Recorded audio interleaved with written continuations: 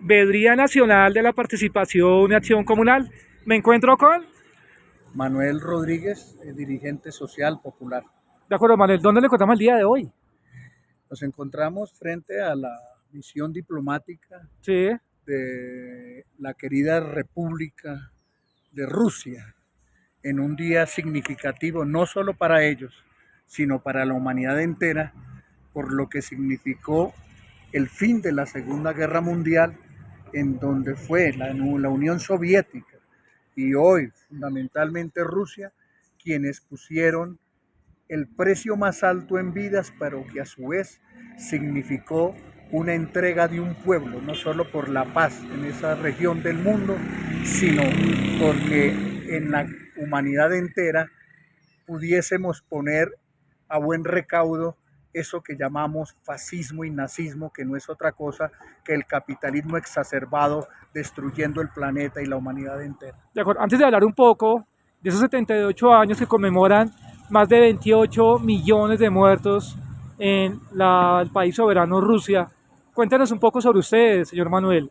Bueno, ¿Qué hace de su contexto histórico? ¿Cómo llegó a esas lides? No, yo nací en esto de la lucha popular, a veces Sí. por ahí comento, aunque yo tenía una rebeldía de cuna, pero digamos de manera un poco más consciente, a partir del paro cívico famoso de 1977, y desde ese día hasta hoy, un poco en el lenguaje de ahora, he sido una primera línea. Obviamente tuve un paso fundamental por el sindicalismo, fui presidente del sindicato de trabajadores de la ETB Sintrateléfono, fui presidente de la Asociación Nacional de Técnicos en Telefonía y Comunicaciones afines a Telca, y me integro a todo lo que fue en esa época el movimiento sindical clasista a nivel de Colombia, a nivel de América Latina y a nivel global también. Y obviamente aquí en el terreno ya particular dimos una pelea fuertísima contra el neoliberalismo, contra las privatizaciones, por defender la función social del Estado, que hoy sigue siendo una discusión vigente y que por lo menos de aquella lucha, aún hoy la ETB le pertenece a los bogotanos y a los colombianos. De acuerdo, hablar del paro del 77 es hablar de un hito histórico en las luchas en nuestro país. Fue un paro que rompió muchos paradigmas, generó una gran controversia y hoy en día quien dice yo estuve en el paro me recuerda mucho al presidente confederado actualmente, el señor Guillermo Cardona Moreno. Él me dice, Wilson, mire, nosotros apoyamos ese paro del 77, él estaba, me acuerdo tanto que me decía, en el barrio Carvajal, era presidente de una junta y aún así logramos cuando éramos chinos, jóvenes, y la vieja era la cédula, porque el alma jamás envejece. Comparado esas situaciones de esa época, a esas situaciones usted me habla de la primera línea, más o menos hace 2 años, 3 años, que ocurrió esa situación que conmovió al país, por supuesto estos jóvenes que tienen una visión diferente, están cansados de tanta corrupción, de la mermelada, de que no se ven los avances en los territorios, se pueden comparar o digamos esos jóvenes locos, soñadores, visionarios, que en algún momento ustedes en algún contexto histórico fueron, pero que hoy en día ya tienen el cabello lleno de nieve y por supuesto lo digo con el mayor respeto porque llegar a esa edad no cualquiera lo puede hacer. ¿Se puede hacer alguna comparación o digamos son visiones totalmente diferentes de juventudes totalmente diferentes? Esto hace parte del mismo asunto, como se dice. No, Ya ahorita, regale más minuticos. Esas generaciones. El hablar hoy de las luchas que usted me plantea recientes son apenas una parte del proceso de ahora, pero es que es un proceso permanente en donde cada momento de la historia se presentan estas movilizaciones sociales, estos estallidos sociales. Entonces, este último del que estamos hablando es simplemente la continuidad de todo lo que ha habido en este país como respuesta. ¿Es una olla a presión? Es el mismo proceso en la búsqueda de liberación de un pueblo, es el mismo proceso en la búsqueda de una salida para buscarle una paz a un país, para buscarle unas condiciones de vida digna a una sociedad, no importa el año, no importa el siglo. Yo creo que estos puntos finales siguen siendo una continuidad tal vez desde los negros en los palenques, desde los indígenas en sus mitas y resguardos, desde las luchas de la colonia, desde los comuneros, el estallido en las diferentes guerras civiles del siglo XIX, los grandes hitos, digamos, del siglo XX, Bananeras, Gaitán, paro del 77, todo eso es un mismo proceso, simplemente con etapas y momentos históricos simplemente diferentes, pero siempre nacidos de la misma causa y de un pueblo que obviamente se va renovando desde el punto de vista biológico, entonces serán otros actores, digamos, desde el punto de vista de las personas, pero en lo último es la misma obra, es la misma tarea, es la misma historia expresada en distintos momentos Tomás, de pero nuestro me genera devenir. una pregunta y es, quien no conoce su historia está condenado a repetirla. O sea, me llama mucho la atención, en el 77 fue un paro, un paradigma en la sociedad colombiana. Hace menos 1 o 2 años, Primera Línea también genera otro hito importante en la historia, pero entonces parece que como si se repitiera cada 3, cada 4 décadas, pero entonces, ¿qué decirle a ese ciudadano del común que a veces no piensa, no reflexiona, vive su cotidiano? Parece una cuadrícula, ¿no? Yo voy para donde va Vicente, pero esa cotidianidad no la vive, no le No, interesa no, esa sociedad, ¿no? ese cuento de la historia, la historia no se repite, porque siempre hay algo diferente en cada cosa, en cada punto. Pero eso de que como que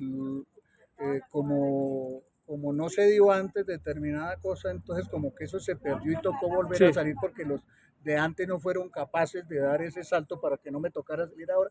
Simplemente es que luchar contra una estructura.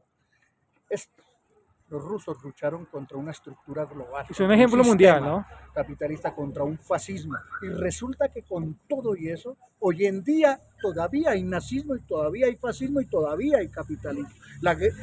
Nuestra lucha no ha concluido ni como países, ni como humanidad, ni como Colombia, ni como trabajadores. Es una lucha continua. Es un poco más bien graficar a Gramsci, ¿no? Que hay una criatura que nada que se muere y hay otra que nada que nace. Estamos en esa cuestión, pero es un desenvolvimiento histórico que va a llegar a un punto como estamos hoy, o derrotamos no solo al fascismo, al capitalismo, o derrotamos al capitalismo, o no hay planeta y no hay especie humana. Es decir, hoy más que nunca se expresa que si no damos el salto, si no pasamos por encima de estas estructuras de poder global, regional, local, en la búsqueda de la dignificación de la vida de los pueblos, estamos ahí sí condenados, ya no a que la historia se repita, no, a desaparecer Como especie, como sociedad. y como planeta. De acuerdo, por esa misma avaricia y codicia de ese ser humano, ¿no? No, es que la codicia no la tiene el ser humano se acopla a un sistema que le es dado históricamente en el cual le tocó nacer y toma de ahí, el sistema es el que es codicioso, el sistema es el que es ambicioso, el sistema es el que es guerrerista, la estructura, nosotros somos simplemente muñecos que nos ponen a jugar un papel en uno en otro sentido, pero nosotros no somos los codicios. El ser humano no es el ser humano es un ser gregario, si usted lo quiere ver desde el punto de vista natural. Es un ser profundamente solidario, es un ser profundamente amoroso. ¿Qué nos pone en esta condición? Pues hay una estructura que tiene muchas dimensiones filosóficas, ideológicas, económicas, culturales, que inciden en nuestra mente, en nuestro quehacer, en nuestro diario vivir, en la búsqueda de salvarme, así me toque matar a otro. Pero eso lo crea el sistema. Si el sistema fuera socialmente equitativo, pues usted no tendría que salir a atracar. ¿Sí me entiende? Entonces no es el ser humano el que por malo sale a atracar, porque tendría de dónde vivir dignamente, tendría una vivienda digna, tendría unos... Entonces la gente no es que es así porque nació así, se volvió así por naturaleza. El otro, el sistema en el cual vivimos por naturaleza sí es así. Y nos determina esas conductas, nos determina las guerras, nos determina los exterminios, nos determina la aniquilación de distintas formas culturales, humanas, capital fijo, infraestructura, disque para reproducir su tasa de ganancia o en las etapas de acumulación en la que se encuentra. Pero entonces eso es, Evo resume un poco en su filosofía aymara y todo este tipo de cosas, o acabamos con el capitalismo o el capitalismo acaba con nosotros. Hoy estamos en una guerra que no es propiamente una guerra capitalismo-socialismo, es una guerra probablemente intercapitalista tratando de montar en el mundo un nuevo orden mundial multipolar. Solo eso genera hoy en día una contradicción tan brutal que puede llevar a la humanidad, dependiendo del desenlace, ojalá no, a utilización de armas nucleares, y eso sería ya acabar de facilitarle al capitalismo su tarea de que no fue vencido, sino que nos venció aún con ellos adentro. De acuerdo, venimos acá a la Embajada de Rusia, hace importante conmemoración. ¿Qué reflexiones le deja esa conmemoración el día de hoy? Hombre, pues es un hito histórico, es un hecho fundamental para la humanidad. Esto del pueblo ruso, que ellos lo llaman la guerra patria, que desarrollaron contra el imperialismo, contra las fuerzas nazistas, hoy como las que tienen metidas en Ucrania, es una muestra que las historias, si bien no se repiten, hay unas lecciones que nos han dejado y que efectivamente también nos deja como lección que nos falta la tarea todavía, hay por hacer todavía muchas cosas. Hay que concluir algo que nos quedó pendiente. Nos tenemos pendientes, pero el camino está. El camino está, hoy el camino lo muestra China, Rusia, Cuba, Nicaragua, nosotros aquí tratando de salir con un llamado progresismo, por lo menos para parar una barbarie paramilitar que es un poco un fascismo criollo, un nazismo criollo. Hoy estamos nosotros aquí en medio de esto, tratando desde un gobierno y desde unas alianzas populares y partidarias y sociales, tratando de detener eso y de comenzar a construir este nuevo país que tanto lo necesitamos para que se inserte también globalmente con todos los pueblos que han luchado históricamente, que hoy lo vuelven a hacer y con los cuales tenemos que extender no solo nuestra solidaridad, sino los brazos más y los lazos más fraternos de integración desde los pueblos. Hoy en día hay una discusión de si las integraciones se dan vía estados o se dan vía pueblos. Hay que potenciar las integraciones desde los pueblos, los gobiernos desde los pueblos. Una nueva confederación de la tierra se habla por ahí. Es decir, hay un rico debate filosófico, político, y el momento este es clave porque estamos en to be or not to be. Ya le pusimos fecha de vencimiento al planeta como está, dentro de esta lógica de consumo, de depredación, de liquidación de todo lo vivo y de todo lo construido históricamente por la humanidad y por la misma naturaleza. Entonces, Rusia, URSS, yo se la sigo llamando la Unión Soviética más que Rusia, porque ahí hay un aporte que se le hizo a la humanidad importante. Ese tal retroceso, reflujo que se dio de que la caída del socialismo real es temporal, porque los pueblos no van a abandonar lo que costó llegar a ese punto de construcción de un nuevo sistema para la humanidad. Ahí estamos en esa discusión.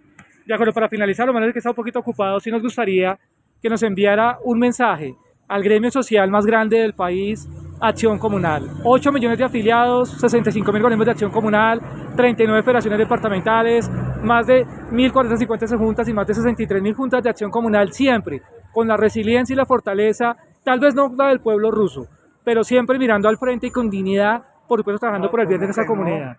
¿Qué mensaje nos daría?